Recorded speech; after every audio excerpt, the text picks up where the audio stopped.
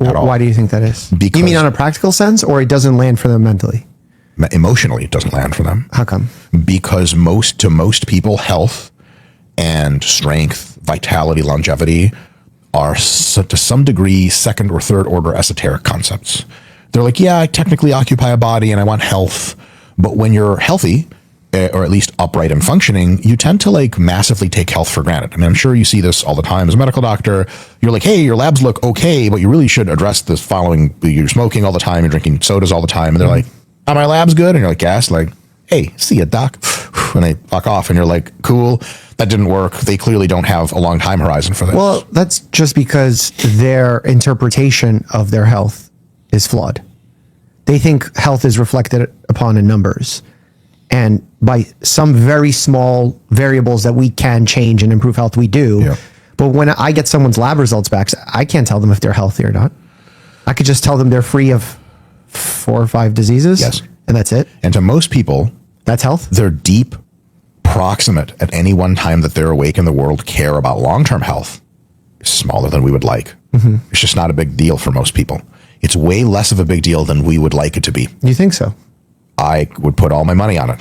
Mm-hmm. Like the fraction of people that don't take their medications, as you understand, is massive. Yeah. Like that exactly feeds into the idea that people on a test will say, I really care about my health. Stated versus revealed preferences. They state, everyone says they care about their health. Most everyone. As far as actually doing the things that enhance their health, most people are like, some people are great about it. A lot more people than we would like just don't really care nearly as much. Well, is it that they don't care nearly as much, or barriers get in the way? Both. Or the cost is too high? And I don't mean... It's almost never the cost. I don't mean the money. Yeah. Like the cost to have to do something you don't want to do is also a cost. Like the metabolic cost, emotional cost, metabolic cost, financial cost. Metabolic cost, no. Financial cost, generally no. Emotional cost, massive. Sure. That's another way of saying it. But. Well, because I have some patients that desperately want to join a gym and literally can't afford it, or need an antibiotic and can't afford it. I also deal in a community health setting, so it's different than the rest of the country, but is you're dealing with very minority cases. They do happen. They're very rare. Most gym memberships are exceedingly cheap, and almost all, just by the numbers, Americans can afford a gym membership, no problem. The gym membership, the transportation to get there, the time it takes away to leave work, your hourly pay because you're not salaried, et cetera, et cetera, et cetera. And like ChatGPT telling you how to work out at home for free with no gym is free. Like, well, 100% free. It's not. You need internet access. Okay. Which is free anytime you walk to anywhere that has Wi-Fi, which is almost everywhere. If you have a device that can access the Wi-Fi. The fraction of people with cell phones include the majority of the homeless at this point. So like, is it really the majority? It really is, bro. Find me a homeless person with a cell phone. I haven't seen one since 2008. Like, bro, legit, man. I need to check that. So these are real things, but they're teeny tiny, and they need addressing. But they're teeny tiny. They're not going to explain the 60% of Americans that, based on what they say about how much they care about their health, they're not doing it. They're just not doing nearly as much as they could. And look, these people, you get them real talk, like they're human. They're like, they know, right? You ever talk? You have Russian family, right? How many uncles and aunts do you have that just do nothing about their health? And you're like, really, you're eating salad Olivier again? Yeah, and they're like, Misha, like we have to live. And you're like, this is the opposite of live, whatever. Yeah. First of all, I love Olivier, so like it's great. It just happens to be made of mostly mayo. Which is okay. They're like, aliens come down and they're like, what is the ingredient of this? And they do the scanner, like mayo. They're like, isn't there other stuff? Like, yes, but surrounding error. Yeah, exactly.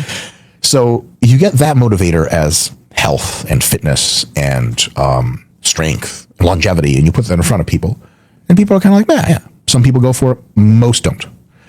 You put vanity in front of people. Hey, you're going to look unbelievable if you do these fitness things. Mm-hmm. The fraction of people that goes for it, as I would say, heuristically, like an order of magnitude higher. Mm-hmm. Like the vast majority of people at gyms, and I mean literal vast majority, like 70, 80, 90% of everyone at gyms in the Western world and free Asia today is there for vanity as their rank one. And probably more than half of them are there for vanity as their only rank.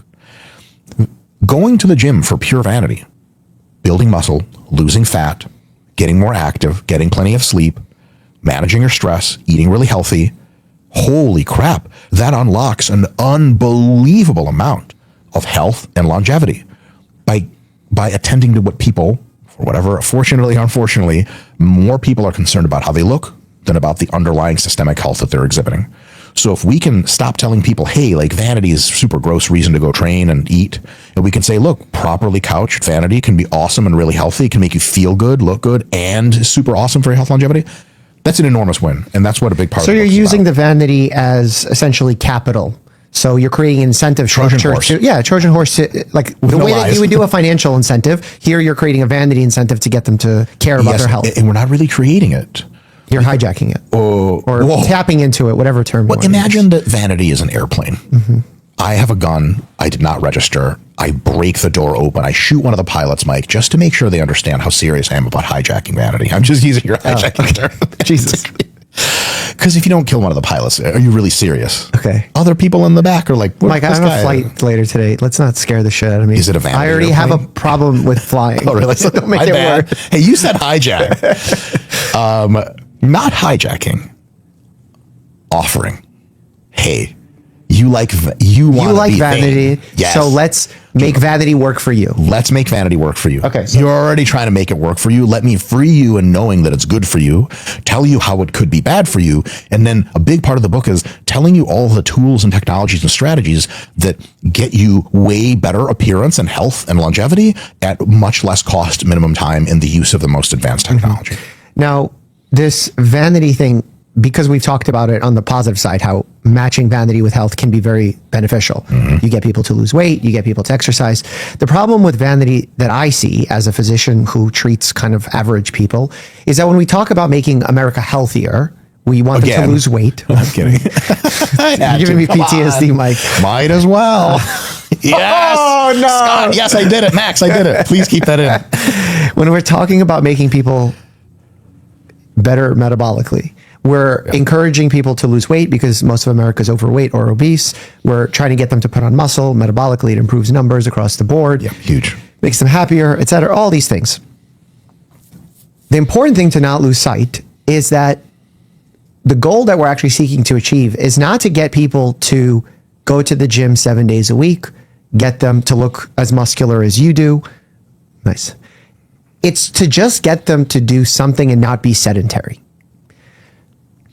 Vanity, I don't feel ends at just get people to move and do some mild exercise.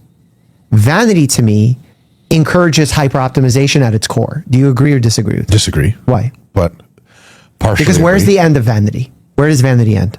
I mean, every night I cry in front of my mirror. Well, that's a problem. That's where it because I ends have a for me. diagnosis code for that. That mirror cam still works.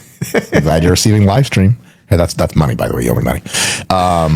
So it's a spectrum. Some people, you go, hey, psst, psst, we empower you to lean into the best of vanity. And they go, can you just get the fuck away from me? And they just walk off and you're like, that didn't work. Some people, you're like, say the same thing, empower you to get the best out of vanity without doing the bad stuff. And they're like, oh, that sounds great. They read the book, whatever. And they're like, oh, this is amazing. And they go to the gym 4 times a week. They lose 20 pounds of fat. They gain 10 pounds of muscle. And they just have this total revolution. Their husband's giving them the old eye again. Amazing. And then so very few people will just give you the middle finger. Lots of people will be like, vanity's great in moderation. And then at the end of the other end of the distribution, you have clavicular as a human being. Do you know who that is? Yeah. Yeah. All jokes, but like you get people to go completely insane. I'm one of them. Of course, I'm pumping my body full of dangerous chemicals constantly, getting at least one so far surgery, more no doubt planned. And they're just vibing on their own weird shit. But on the aggregate, if you tell people in society writ large, hey, like there's ways to lean into vanity that are super awesome, the overall benefit will be enormous and the overall downside cost of the extreme cases will be numerically high, but fractionally low. So like 1 out of 20 people is going to take vanity to the nth degree and do real bad stuff with it. I do question whether or not that person needed to be prompted at all. So like, I think like if someone reads this book, the probability that they'll do really crazy shit where they otherwise wouldn't have, I think is like the same or lower, because it tells you about all the downsides of every single drug and procedure. There's a whole section after every single thing. If you're psychotically pro-vanity to begin with, that's the thing I don't think anyone has to tell you about. It's just in you to begin with. And then you're going to make some really interesting choices. I think like that's one of the reasons why something I'm very much trying to always say when I'm on shows like this. Well, there is no show like this, is there, Mike? Now without no cards. That's true. Like my next topic is anything to talk about. My big thing is to say that I don't ever want to push vanity on anyone, ever, for 2 reasons. 1, that gets toxic real fast, and 2, it can help some people, but it's not necessary because we're just addressing a thing that people really need already. It's like pushing tasty food on people. They already want tasty food. You just offer them options. They go, I want that one. And so if you have tasty food that's really bad for you and tasty food that's really healthy, if they're both really tasty, you can come to consumers and be like, this is the healthy shit. And they try it. They're like, dude, this is amazing. They try the other one. Like, it tastes about the same. But this is bad for me. Like, it's got all these weird chemicals. You don't want to eat it. All of a sudden, you're doing a great thing by just attending to the need that people already have for tasty food. You don't need to convince them, right? And then you just give them tasty, healthy food. This book is about being like, you already know about this. Is not going to instruct you about vanity because not everyone, a large fraction of people already really, really care about how they look. This book tells them you don't have to be ashamed about that because there's a lot of people ashamed about caring how they look. And this is not productive in most cases. It just tells them don't do anything stupid, but if you do things the right way, and there's a lot of ways to do it the right way, you're going to be in better health. You're going to be in better longevity, better quality of life, and better psychological health as well. And all these things are awesome. And they should be discussed in a way that doesn't have to make us go around vanity. Because there's this thing people do in the health space, which is they just really try to avoid the topic of vanity and looks and appearance. And so like you'll ask your doctor, hey, should I be lifting, blah, blah, blah. And they're like, well, yeah, for strength and health. And it's like, okay, that's not what they're asking. They're asking for vanity.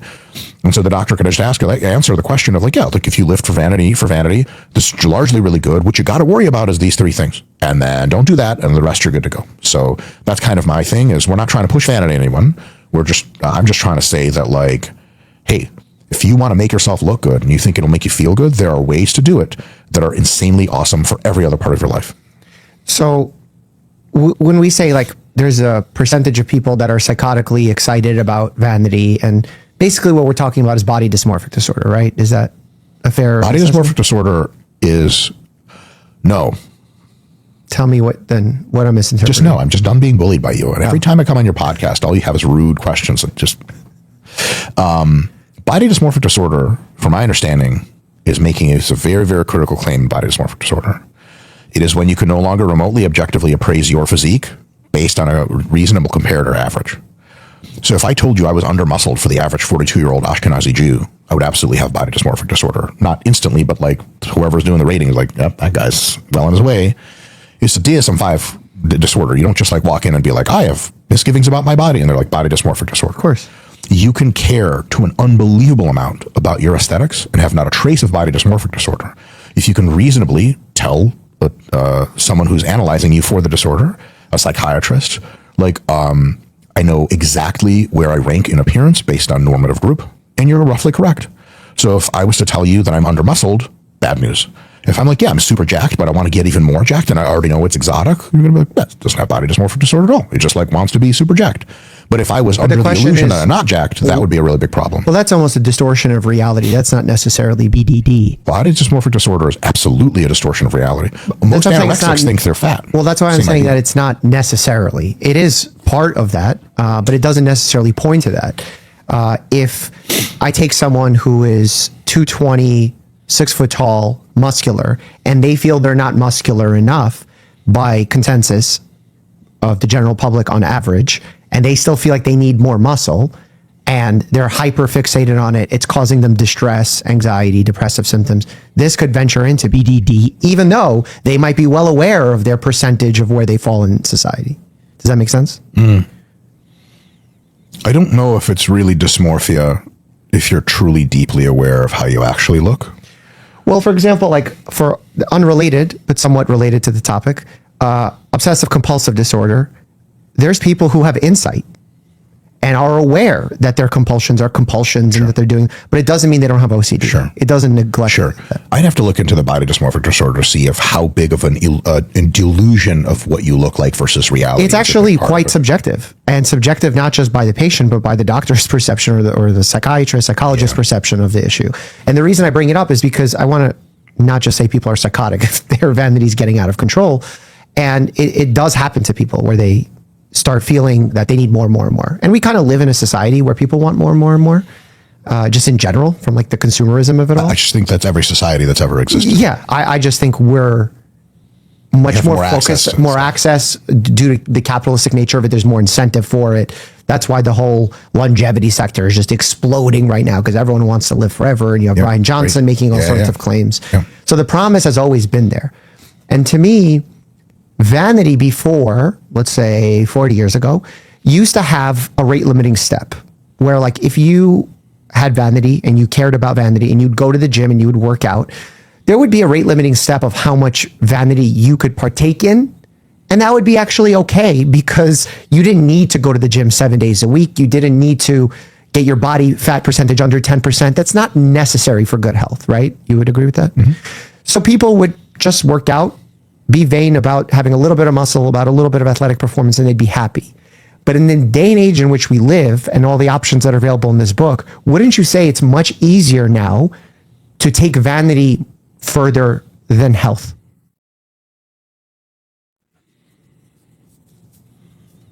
People back in the day just starved the shit out of themselves, man. I don't think there was a halcyon days when people just worked out 4 days a week and were totally fine with everything. I think the same. Plastic surgery wasn't available as it is now. The drugs are much better. I mean, you talk about how much better the drugs are now. Plastic surgery wasn't available. So the people that could not get access to the surgery that was not available had just as much dysmorphia as ever, but they were powerless to do anything about it. And so I would argue that some very large fraction of people were even less happy with their appearance because they had no ability to alter it nearly to the same extent that we do now. Whereas now, so every time you have a cohort of people that enter the plastic surgery realm and get a procedure, some meaningfully large fraction of them will be happier with their bodies than after. And so they kind of fall out of the cohort of the potential of people that were going to have a bad time. Like every round of plastic surgery that humans get every year means people get happier than they would have gotten. That wasn't happening when plastic surgery wasn't around. So if your face looked really like mine, like not great, you just had to deal with the shit your whole life.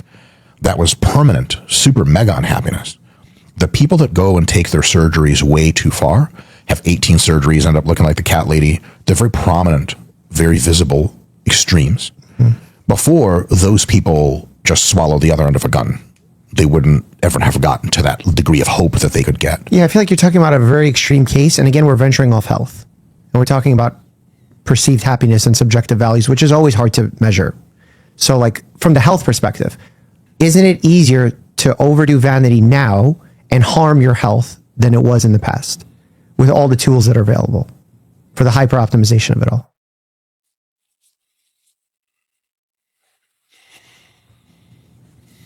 I'm trying to think of what people who searched for vanity back in the day would do. I think they were using more dangerous drugs back in the day. Like you would use DMP back in the 1930s if you wanted to lose weight, dinitrophenol. Which and is how like many people were doing that? Versus how many people? A lot. Versus a lot, like in comparison to the plastic surgery rates. No. So to your point, because we have more options to do everything now, you can definitely get into really wacky stuff. I don't know, hurting your health, maybe, and spending a lot of money for sure. Like no one's going to argue about these extreme edge cases, and I don't think it's valuable to create rules off of extreme edge cases because they're always going to be kind of outliers. Just because, like, there are people who get 20 surgical procedures that end up looking weird, and that's not healthy. And everyone uniformly will point out and say this is someone who's doing too much, too far. But there are cases where it's not as clear, where someone has one procedure and they struggle with it for 2-3 years. Maybe they have one more procedure and they're still struggling and they're hoping that this vanity will cure whatever symptom that they're feeling of anxiety, depression, unhappiness. And it doesn't. Sometimes it does. So sometimes in large fractions it does. I don't know that it's true. I do. I did the research for the book. But in large fractions it does. But we're talking about like 65%. That means 65% of what? Of people that go through plastic surgery generally have really good outcomes they like. And then the rest of the 35% is fractioned out, including 10%, 5 to 10. Is that 65% per procedure or per person? Typically per procedure. And are they counting the same person maybe multiple times if they go for multiple procedures? So that's where it gets. Because it's like where the divorce rate comes in. Everyone's talking about the divorce rate. I'm nerfing it. It's way higher than most satisfaction for plastic surgery is way higher than 65%. There's also complexity in how you measure satisfaction. Is it like right after the procedure? Is it 6 months later? Sure. Is it years later? And when you pay for something, odds are you'll be more satisfied. Especially if you pay for it more. For sure. Unless you're really rich, which is most people who get plastic surgery and then they just bitch about everything they buy anyway. So they're very ready to bitch. There is no satisfaction. Yeah, your plastic surgeon here is the most bitching anyone ever does. And so what we do know on a very aggregate sense is that the majority of people that get plastic surgery are happier after the surgery at any time scale than before. That is a for sure thing. But there's lots of people that aren't. And there are meaningfully large groups of people, let's say 5% of people that get plastic surgery, which is like hundreds of thousands and millions of people, that, gee whiz, man, every single procedure, they don't feel any better. Sometimes they just feel worse. My view on that is, how would they feel without the surgery? The answer is typically really, really bad. They're already feeling really bad. How do you know? Because the reason they're getting surgery is because they hate how they look. Right. That persistent looking at yourself in the mirror when you hate how you look persistently makes you feel bad, especially if you're one of those people that can't lean into other things, that can't leverage family or health or anything else. It's just their appearance really matters to them. So you have like two things. Appearance really matters, and they have a generally negative emotional valence, like their high probability anxiety, depression, which is mostly genetic to begin with. And so if you get that plus vanity, you have yourself a toxic combination. There are absolutely ways that some of those people can get multiple surgeries, get into fitness, and they really start to be happy with the way they look. And their vanity problem area shrinks substantially. They're still pissed at the rest they can't change, but then they just transfer their anxiety, depression to other elements of their lives, of which there is an infinite amount to transfer and worry about stuff and be depressed about stuff. But for other people, it seemingly the problem just continues to grow. It does nothing. None of the surgeries do anything to address it. Those people are rare, but they do exist. They absolutely do exist. Selling surgery to people or any kind of procedure that enhances vanity as a guarantee that it'll make you happier is a disaster. And having had one cosmetic surgery, I tell you what, man, you sign a lot of papers saying this guarantees nothing. And the way the doctors give you consults, because I had a couple consults, dude, it's like speaking to a lawyer. I'm like, so what's it going to look like? Well, we can't actually tell you what it's going to look like. And I'm like, okay, so they're all doing all the due diligence. Like, I've never had a plastic surgeon be like, because people think like in the movies or some shit, plastic surgeons are like, listen, we'll get you a new nose. All your friends will be jealous. It'll be a new you. You'll be happy forever. They say the opposite of that. They're like, no, rhinoplasty has very serious considerations. And you're like, am I actually getting anything? And they're like, well, 95% of our patients think it's great. Here are some before and afters. And you're like, okay, fine. What ChatGPT told me was largely true. People do actually benefit on the aggregate from surgery. But there's absolutely a claim that is to say pushing vanity on people, or getting people to express their vanity but not watching out for the toxic elements, would be a giant disaster. How do you not push vanity onto people when you talk about the aesthetic revolution, when you tell people that I'm going to tell you the truth, if you're ugly, you're ugly? Isn't that a form of pushing it onto people? I don't think so. Why not? They already know that, man. Supply and demand. So if someone has insecurity, by telling them they should get plastic surgery to fix their insecurity, aren't you validating their insecurity? Never a single time did that. It's not in the book. It's not in anything I ever said. But if you're saying, if someone asks me, last time we spoke, that if my child asks me if they're ugly or they're feeling ugly, I will tell them the truth. Isn't that validating that negative emotion? Aren't you supposed to validate people's emotions? Isn't that the thing? Well, the idea is that if you validate insecurity, the insecurity only continues to grow. You have some choices there. You can validate the insecurity. You can try to invalidate the insecurity. Hopefully you are successful. If the insecurity is based on a real thing in the real world, you're lying to them by invalidating it. And then it will resurface as valid, and they might not like that you were lying to them. It's like a rich person telling a poor person who wants to work their way up and get lots of money. Like, kid, money's overrated. Then that person gets a lot of money and they're like, you lying. Money's amazing. You lied to me. Why? Like, I just didn't want you to be upset about being poor. Well, you could have told me the truth. Like, look. But the idea of not validating the insecurity is not because you are aiming to lie to them. You're saying that the value you're putting on your insecurity is toxic, bad for you, not actually helping you. And there are ways you can improve yourself outside of focusing on your vanity. Why I say the last part? You can do both. Why say the last part? Because they're clearly a person who's struggling with insecurity. Yeah, so why not just fix the problem they're struggling with directly? Because in many instances, that problem doesn't get solved. It's the minority of instances. So we're forgetting all the people we could help and to focus on the people that we would not be able to help, for whom the entire situation would be toxic. Say that again? So like, if you just help people become better looking like they want, the vast majority of people, not all, benefit from it psychologically. So we have all the data in the world to suggest that. And then some meaningful minority will either not improve, and another meaningful minority will get worse. So in order to not want to tell these minority people, hey, don't even worry about vanity, we're risking not telling everyone else about how great vanity can be properly directed, because for them, it actually would solve their problem. Let me give you an example. There's a person that makes $30,000 a year, and they're clinically depressed for no reason to do with money. And you're like, hey, making more money can help you out. And they're like, okay, and they try it, and it doesn't work, and now they're at Wall Street and working 80-hour days, and they hate it. They're worse off than they were before. Totally valid. But because of that concern, are we really going to tell people, like, hey, like, thinking about making more money. I think it'll make me happy. You're like, yeah, it's like on the aggregate, it absolutely will, given that you go about it in an intelligent way. Same thing with vanity. The vast majority of people, if they look better, if they're concerned about their look and they do steps that make them look better, they're literally happier after that. Not a crazy amount in most cases. In some cases, crazy. In some cases, they go the other way. In most cases, it's a mild to moderate boost in sustainable happiness.